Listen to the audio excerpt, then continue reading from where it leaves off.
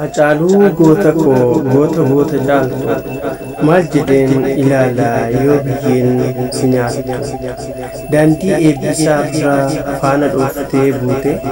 rasaasi si nyaatte du'a gootaa duute kan dhugaa dubbatte garaa diinaa aarsu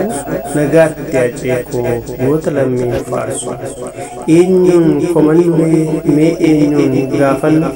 of biraa sidhannee utus jaallannu eenyuun komannuree mee eenyuun gaafannu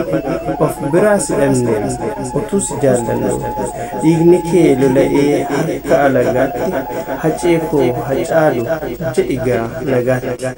utuu akka garaa koo biyyeenuu sun nyaattu nagaatti haceekoo lammaffaa walankoo natti hin fakkaattu utuu akka garaa koo biyyeenuu sun nyaattu nagaatti haceekoo lammaffaa walankoo natti hin fakkaattu nan obsas yoon jedhee garaan koo na dida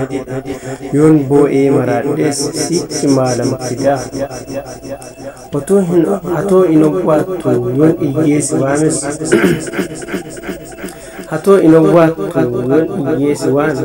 nagaatti nagaasi kadhaame ati yakkan goone lammii keef of laatte rasaasni nafxeenyaas kanumaaf ati yakkan goone lammii keef of laatte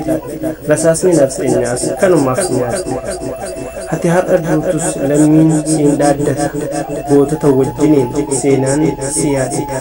gabrummaa balleessuuf nuuf kennite aarsaa diinni si ajjeestus